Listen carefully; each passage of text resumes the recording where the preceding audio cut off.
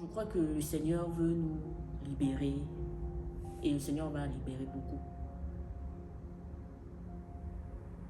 Parce que beaucoup sont dans cette souffrance-là et beaucoup se sentent seuls. Et il y a une dame qui donnait un témoignage qui a vécu un peu cette expérience-là. Elle est née dans une famille où son père était très autoritaire et sa grand-mère était une femme qui pratiquait la magie, ce genre de choses. Et dès son bas âge, on l'a déjà habitué à ça. Et sa grand-mère lui disait à chaque fois que il y a des guides qui sont dans leur famille, c'est des esprits, des guides, elles appellent des guides, qui vont être avec elle toute sa vie pour l'aider, la conduire à faire des choix. Et ils vont être comme ses amis, comme ses conseillers, etc. Donc, à un moment donné, elle a grandi et puis elle a commencé à questionner un peu ces choses. Et elle disait qu'un jour, elle a questionné son père s'est fâché, s'est mis en colère. Il a dit, mais tu te prends pour qui pour questionner? C'est comme ça, voilà, tu acceptes ces choses et tout. Bref, elle a grandi et tout. Et en grandissant, elle était devenue quelqu'un de très dur. Dans son caractère, c'était quelqu'un de très, très dur. Et elle est rentrée dans l'armée et elle recevait des prix pour son côté rigueux, parce qu'elle était très dure, elle était très carrée, et dans l'armée c'est aussi une qualité. Donc elle remportait des prix et tout ça par rapport à ça. Et elle est tombée dans la dépression, et elle a même vu des psychologues, on lui a donné des traitements, jusqu'à ce qu'elle a quitté l'armée, et elle allait se retrouver dans un endroit reculé, comme dans une forêt, vivre loin des gens et tout. Et elle donne ce témoignage et elle explique qu'elle vivait dans ça. Et parce qu'elle entendait des voix, elle voulait faire des choses, parfois des choix, mais il y avait quelque chose qui l'obligeait à faire d'autres choix. Elle ne voulait pas faire telle chose, mais elle avait toujours comme quelque chose qui l'obligeait à faire ces choses. Jusqu'à un moment donné, elle est allée dans l'église, elle a commencé à être dans les églises et tout, mais personne ne la comprenait. Jusqu'au jour où elle a rencontré un homme dans un séminaire. Et cet homme parlait de ces choses-là, de ces oppressions qui sont dans les pensées. Je ne parle pas forcément de possession démoniaque ici, je parle de conception, je parle de comment nous nous voyons, de ce que nous pensons de nous-mêmes, qui n'est pas toujours et qui n'est pas souvent la vérité.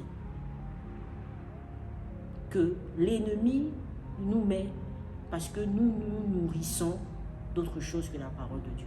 Nous nous nourrissons des séries télé, nous nous nourrissons des programmes télé, nous nourrissons même des informations qui nous bâtissent et qui nous font voir, et aussi notre environnement, là où nous sommes nés, comment nous avons grandi, qui nous donne une conception de qui nous sommes, conception aussi du monde, et même jusqu'à une conception de Dieu, qui fait que même quand nous nous convertissons, nous avons encore ce genre de pensée, nous avons encore ces choses dans notre mentalité. Et ça nous empêche parfois aussi d'être heureux et bien, même dans l'église. Ça nous empêche d'être heureux et bien dans l'église. Il y a toujours quelque chose qui nous donne à nous inquiéter, nous questionner, où on est toujours en train de se dire comment on va faire pour manger demain. Est-ce que Dieu va me permettre de faire telle chose? Est-ce que Dieu va me permettre de vivre telle chose? Est-ce que vraiment, quand Dieu dit qu'il m'appelle, est-ce que je vais vraiment le faire? Je ne parle pas du fait de s'interroger pour se dire que Seigneur, bon, ce que tu me demandes de faire, j'ai besoin de toi, je ne peux pas le faire seul. Je ne parle pas de ça, je parle des oppressions ou des questionnements qui viennent comme pour étouffer la voix de Dieu qui est en nous, qui veut nous parler, qui veut nous encourager. Mais en même temps, on voit plus les difficultés. Si c'est vraiment des difficultés aussi, on voit ça comme... On n'a pas une bonne vision de la chose. Et cette femme-là donc donne ce témoignage-là jusqu'à ce qu'elle est libérée. Le Seigneur va la libérer de cette façon de penser et de voir.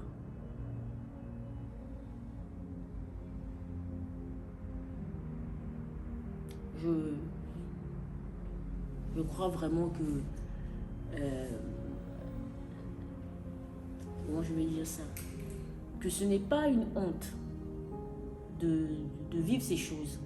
Ce n'est pas une honte et d'éprouver ces choses. Et je veux même aller plus loin, autant pour moi. C'est que cette façon de penser là négatives, mauvaises, fausses, mensongères nous gardent aussi, même avec tout ce qui est péché, par exemple le vol, le mensonge. Mais bon, plus les gens s'attardent, on va peut-être s'attarder un peu plus sur les péchés sexuels et tout. Parce que on se dit que on sait qu'on est né de nouveau, on sait qu'on a reçu le Saint-Esprit, mais on continue toujours à faire ces choses, pourtant on ne veut pas les faire. C'est au niveau de notre tête. L'ennemi sait que s'il a gagné au niveau de nos pensées, il nous a gagné. Parce que notre pensée guidera toujours notre corps, guidera toujours notre manière de faire.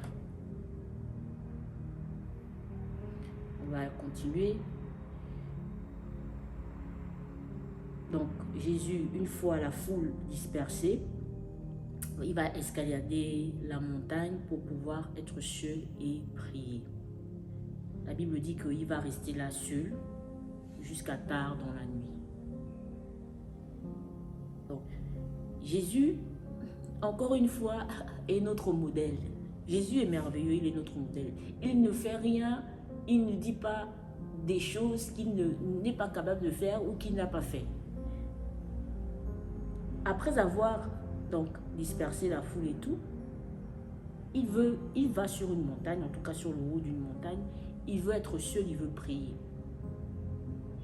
Et encore une fois, après ça, Jésus ne reste pas centré sur lui-même, il ne se dit pas que bon, ah là là, ça a été un moment vraiment merveilleux, hein.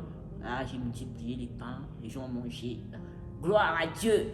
Il ne se dit pas, oh là maintenant, bon, ah, je peux même chercher à me relaxer un peu, voilà. Non. Jésus cherche à prier, à être seul avec celui qui l'a mandaté. Et on dit qu'il reste là seul jusqu'à tard dans la nuit. Et c'est un exemple pour nous. Nous avons besoin, dans notre parcours, lorsque Jésus vient nous nourrir, nous avons besoin d'être seuls. Il nous faut ces moments-là. Et on va le voir un peu plus tard, puisque on dit que pendant ce temps que Jésus était tout seul en train de prier, ses disciples, c'est comme si les caméras du ciel reviennent sur les disciples de Jésus qui sont dans le bateau. Et on nous dit qu'ils sont au large. Ça veut dire qu'ils se sont éloignés des côtes.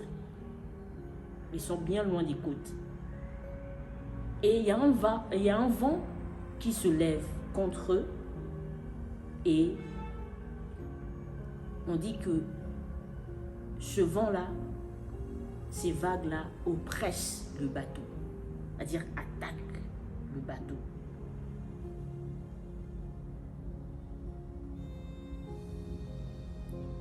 Je disais qu'on a besoin de se retrouver seul. Jésus permet ça. Il y a des moments où, et je veux parler à ceux-là qui vivent peut-être sans ce moment. Il y a des moments où on sent comme si on est seul. C'est exprès. Pourquoi? Parce que, comme j'ai dit au début, Jésus nous nourrit. Il est celui qui nous nourrit. Si nous sommes nourris par lui, nous n'allons pas nous centrer sur nous-mêmes. Nous n'allons pas voir les autres comme des instruments pour arriver à nos objectifs. Les gens sont juste, bon, moi j'ai besoin de ça, la personne peut me donner ça, et puis quand j'en ai plus besoin ou que c'est bon, je jette la personne comme des objets. Je veux avoir une position sociale, je serai prête à tout pour ça. Quitte à écraser, quitte à mentir, quitte à faire du mal, c'est pas mon problème. Moi, mon objectif, c'est que moi je dois être devant. C'est ça mon objectif. Parce que dans ma tête, j'ai cette pensée, j'ai cette conception erronée que les autres sont ceux qui vont m'empêcher, qui sont là pour m'empêcher d'arriver à mon but. Donc, comme ils sont là pour m'empêcher, ils sont mes ennemis. Et les ennemis, il y a plusieurs tactiques pour les utiliser. Soit on va frontalement, soit on use de manipulation. Il y a beaucoup de façons de faire, mais pour atteindre notre but. C'est la façon de penser de l'ennemi. Et la Bible dit qu'il est le prince de ce monde. Et dans ce monde, c'est comme ça qu'on raisonne. Dans ce monde, c'est comme ça qu'on raisonne. Quelqu'un partageait ceci. C'est que la personne était reçue par une autorité d'un État. Et c'était un rendez-vous de travail. Hein. Donc la personne arrive, l'autorité est toute nue. Vous imaginez un peu, on doit avoir une autorité, et puis vous vous retrouvez devant l'autorité est toute nue. Il y a des personnes dans ce monde qui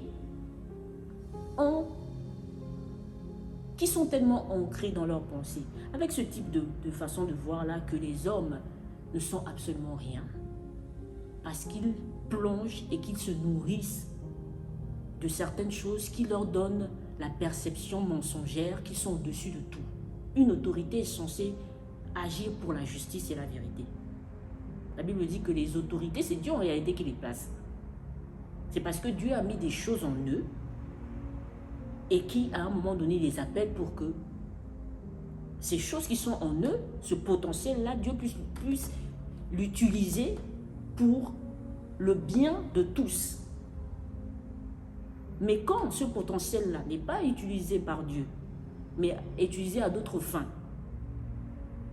parce que la personne veut être au centre, veut être considérée comme un Dieu, veut écraser les autres, veut être au-dessus des autres, bah ce potentiel-là se transforme en autre chose. Donc cette autorité est toute nue devant cette personne.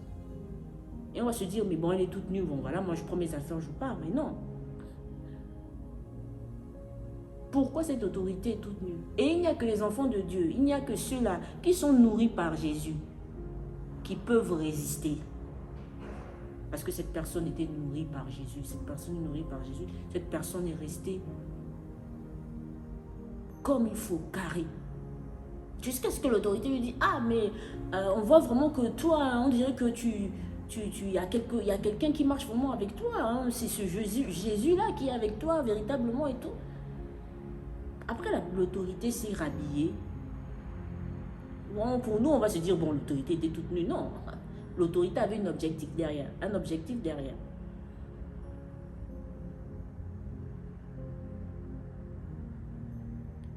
J'ai dit tout à l'heure que la parole de Dieu, la nourriture que Dieu nous donne, la Bible dit que la parole de Dieu est une lampe à nos pieds, une lumière qui éclaire notre sentier.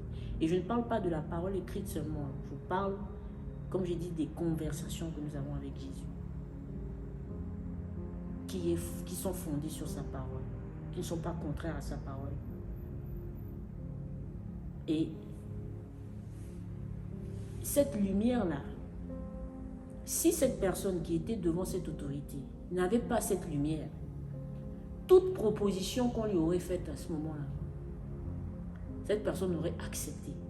Parce que nous tous, nous voulons être bien. Nous tous, nous voulons être dans des grandes maisons, avoir des grandes voitures, on veut être bien. Et Dieu n'interdit pas ça. Jésus n'a jamais dit que celui qui vient à lui va vivre dans la pauvreté. Là, c'est faux. Mais on est prêt à tout pour acquérir ces richesses-là. Est-ce qu'on est prêt à tout? C'est une bonne question qu'on peut se poser. Donc, le vent frappe la barque, les vagues frappent la barque, le bateau dans lequel les personnes, Jésus, ses disciples, les disciples de Jésus sont dans la barque avec d'autres personnes. Et on nous dit vers 4 heures du matin, Jésus les voit. Est-ce que c'était une vision qu'il avait? Est-ce que c'était parce que Jésus est Dieu, donc il voyait tout, il savait? Est-ce que c'était une révélation qu'il avait? On ne sait pas. Moi, je ne veux pas m'avancer sur des choses que je ne maîtrise pas. Mais ce qui est sûr, c'est que la parole de Dieu nous dit que c'est Jésus qui va à la rencontre de ses disciples. Il voit que c'est en train de chauffer. Et donc, il commence à marcher sur l'eau jusqu'à il arrive vers eux. Le bateau peut représenter notre vie, bien le chemin que nous empruntons tous les jours, le cheminement de notre vie tous les jours. Et les vagues, on peut les prendre comme le monde dans lequel nous vivons. Et les situations qui sont là.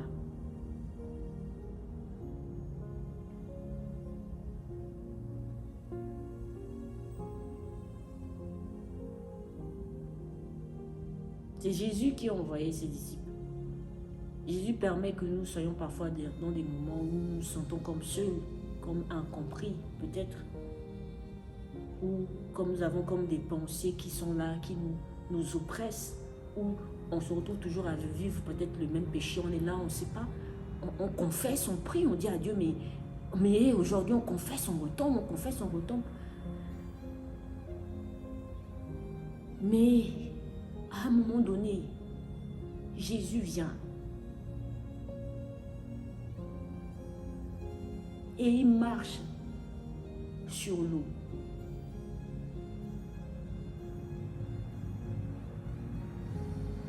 Jésus peut faire tout. La Bible dit que l'Éternel fait ce qu'il veut.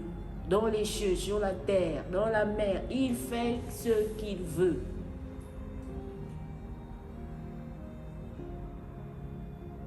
Les personnes dans la barque sont mortes de peur et ils crient, c'est un fantôme. Ils ont comme une illumination.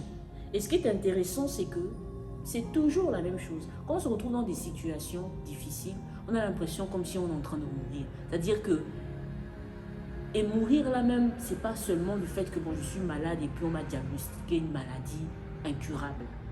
Ou on peut être là sans moyen, on doit payer son loyer. C'est comme si on va mourir. On se dit, mais comment on va faire? On commence à voir la mort, on commence à sentir la présence de la mort. On commence à... jusqu'à parler même. Les disciples voient ce Jésus en train de marcher sur l'eau comme un fantôme. C'est-à-dire que ils avaient tellement conscience de la mort autour d'eux qu'ils vont mourir, que tout ce qu'ils voyaient, c'était seulement la mort. Ils voyaient seulement la mort. Et c'est tout à fait normal qu'ils disent qu'ils voient un fantôme, puisque pour eux, ils sont certainement même dans le séjour des morts, ou je ne sais pas, ils sont déjà morts, c'est foutu pour eux. Mais la Bible dit que Jésus ne va pas tarder à les reconforter et leur dire, courage, c'est moi, n'ayez pas peur.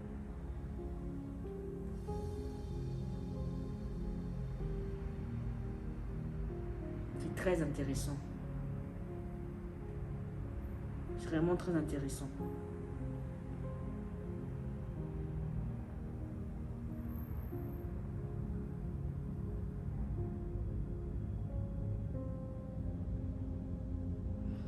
Je me suis interrogée, j'ai cherché.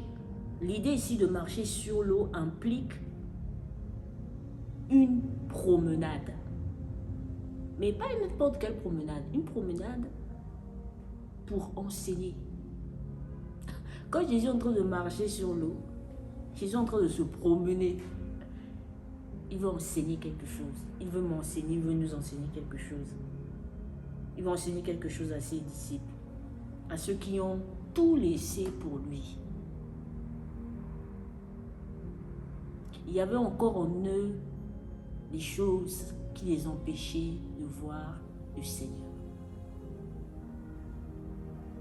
J'ai dit tout à l'heure, ça peut être la manière dont ils ont été éduqués, ça peut être l'environnement dans lequel ils ont grandi, ça peut être aussi dans le type d'endroit où ils étaient à ce moment-là, avec l'oppression des Romains, avec l'oppression des chefs religieux. Personne n'avait réellement de considération pour eux. On n'oublie pas que ces gens étaient la plupart du temps des pêcheurs de poissons. Des gens qui n'ont pas trop d'intérêt pour la société, à part pêcher du poisson. Bon. Voilà, mais ce n'est pas quelqu'un qui va venir demander son avis sur l'éducation, un sujet sur l'éducation, bien sûr, je ne sais pas moi, la politique.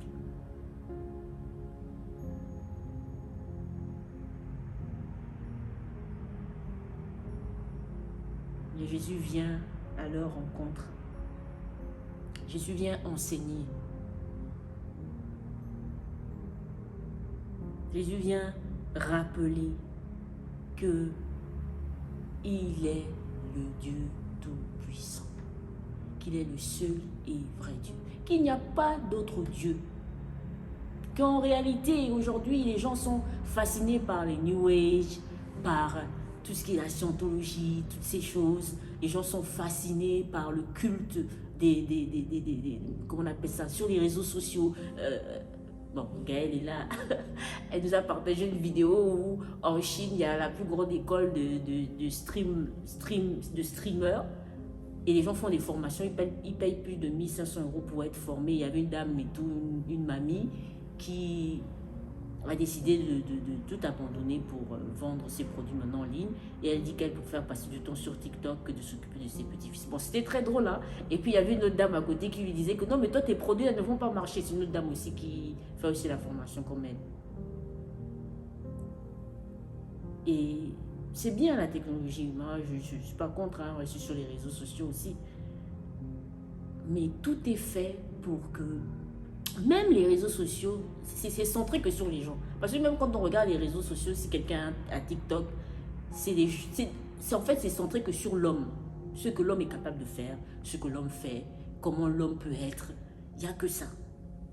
Il n'y a que ça sur les réseaux, il n'y a que ça, il n'y a que ça. L'homme, l'homme, l'homme, l'homme, l'homme, l'homme. Et Dieu est où?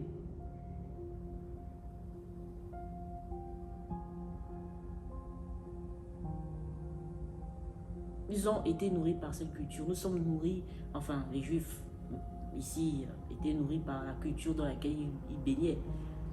Il y avait aussi les rites, il y avait aussi la religion, ou la religiosité. Nous aussi, aujourd'hui, il y a la religion. Ça nous nourrit. Mais au final, moi, quand je parle de religion, je ne parle pas de... Je parle des gens qui sont religieux. C'est-à-dire qu'ils refusent que Jésus les nourrisse. Ils se nourrissent eux-mêmes de ce qu'ils choisissent et de ce qu'ils acceptent dans la parole de Dieu. Donc, maintenant dans les moments de difficulté, Jésus vient.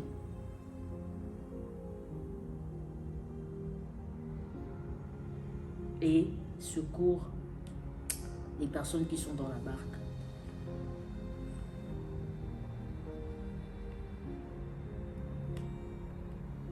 C'est comme maintenant là, Jésus est là. Et Jésus tend la main pour ceux qui se sentent isolés, seuls, abandonnés, abattus, incompris, qui se battent, qui se sont condamnés, même dans le Seigneur. C'est-à-dire que la personne est en Christ, mais elle est condamnée. Condamnée à l'échec, condamnée à la médiocrité, à la pauvreté. La personne se dit, non, mais ça, c'est ma vie. Moi, je suis appelée à être dans la pauvreté, dans la médiocrité. Mais Jésus dit que c'est faux. Si dans ta famille, les gens ne connaissent pas Jésus et ils sont attachés à l'idolâtrie, mais tant mieux pour eux. Pas tant mieux parce que c'est bien. Non, le Seigneur Jésus leur tend la main, mais s'ils refusent, toi, c'est pas ta vie. Toi, ça, c'est leur vie. Parce qu'au final, comme la Bible dit que qu'est-ce qu'il vaut à un homme de gagner le monde s'il perdait son âme? Aujourd'hui, si ces personnes perdent leur âme, qu'est-ce qu'ils vont devenir? Ils sont au centre aujourd'hui de toutes choses, de leur propre vie sont au centre. Ce sont eux-mêmes qui dirigent leur vie.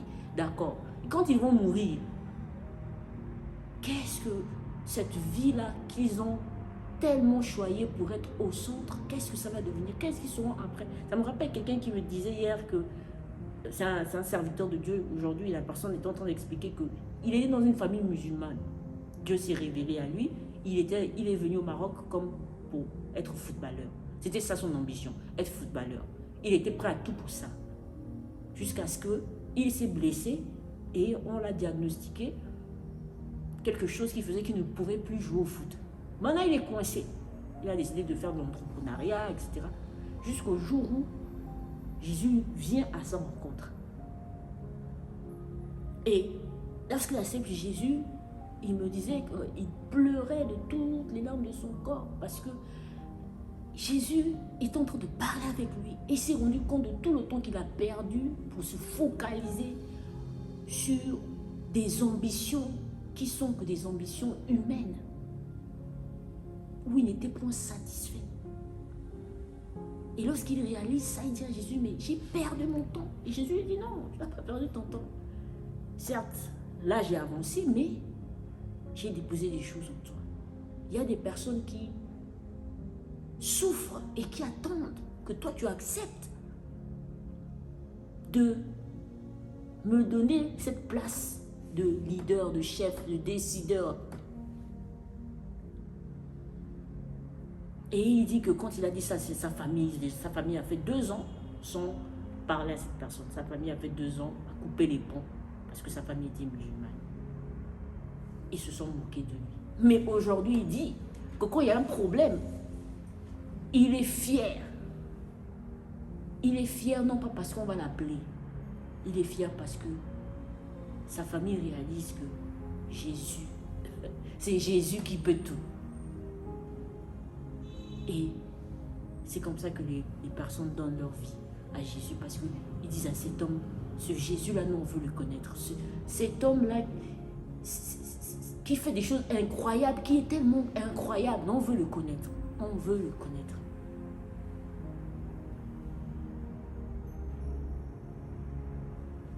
Je vais m'arrêter ici.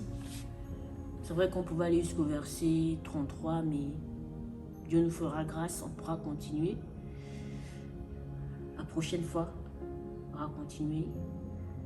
Mais en gros, c'est vraiment ça. C'est la pensée que le Seigneur avait déposée dans mon cœur ces derniers jours. Et moi-même, ça m'a béni. Moi-même, ça m'a permis de réfléchir sur plein de choses. Et on va prier. Je vais prier pour nous. Je vais prier pour vous. Par la grâce de Dieu. Et moi, je ne suis pas capable de quoi que ce soit. C'est Dieu qui fait tout. Mais ce qui est bien avec Jésus, comme j'ai dit au début, c'est que quand Jésus mandate, déclare quelque chose, il est fidèle dans sa parole. Il est fidèle dans sa parole. Et la parole de Dieu dit que Jésus nous a donné la capacité de renverser les raisonnements, de renverser les forteresses, de renverser ces choses-là qui se dressent pour nous empêcher de le connaître au niveau de notre mental, au niveau de nos pensées. Seigneur Jésus, merci pour ces moments. Merci pour ta parole. Seigneur, merci pour ton amour. Merci pour ta présence. Tu as dit, voici les signes qui accompagneront ceux qui auront cru. Tu as dit, guérissez les malades. En ton nom, nous pouvons et nous avons l'autorité de chasser les démons, de chasser les mauvais esprits. Par ton autorité, par ta parole, Seigneur, toutes les personnes qui ouvrent leur cœur, qui ont depuis le début de cette vidéo ouvert leur cœur, Éternel, humblement devant toi, qui ont considéré, reconsidéré, Seigneur, leur vie en t'écoutant. Ta grâce, Seigneur, leur donne de témoigner, d'expérimenter, Seigneur, ta puissance, d'expérimenter ta faveur, ton amour. Merci pour la libération que tu accordes, Seigneur, à une multitude. Merci pour la libération que tu accordes, Seigneur, à ceux-là qui s'interrogeaient, se questionnaient, ceux-là qui étaient oppressés, ceux-là qui étaient fatigués, ceux-là qui étaient découragés, ceux-là qui étaient même malades dans leur corps parce qu'ils ont accepté, Seigneur, des mensonges. Ils ont accepté, Seigneur, de considérer des choses, Seigneur, des paroles sans valeur, des injures, le rejet parfois, des paroles blessantes, des paroles d'humiliation, des paroles d'inconsidération, Seigneur. Tu es celui-là qui fait grâce par ton amour. Merci, Saint-Esprit, parce que tu es celui-là qui relève ceux qui étaient fatigués, Seigneur, découragés, ceux-là qui, Seigneur, marchaient, mais sans ta lumière, sans, Seigneur, ta parole qui guérit, qui fait du bien, qui fortifie. Merci parce que tu nous aimes et tu nous considères. Merci de conduire nos vies. Merci de soutenir nos vies, de bâtir, Seigneur, nos vies en toi. Merci parce que, Seigneur, à tes pieds, nous venons tout déposer. Et nous voulons te laisser conduire toutes choses et de ne plus nous préoccuper de ce que nous allons manger, de ce que nous allons boire, de ce que sera demain, de comment nous allons arriver à faire telle ou telle chose. Tu prends tout en charge tant que nous acceptons de te laisser conduire. Tu fais la promesse de tout prendre en charge pour nous et de veiller sur nous, de nous protéger, de nous donner les forces dont nous avons besoin. Et même dans nos temps de solitude, nos temps où nous nous retrouvons seuls, où nous sentons que personne ne nous comprend, où nous sentons peut-être que, Seigneur, tu es loin. Seigneur, tu permets que nous réalisons que cette vie est la tienne. Et c'est toi qui nous donnes le souffle de vie. Tu nous permets de réaliser d'autres choses. Tu viens illuminer les yeux de nos cœurs. Tu viens nous accorder ton intelligence, ta sagesse pour comprendre.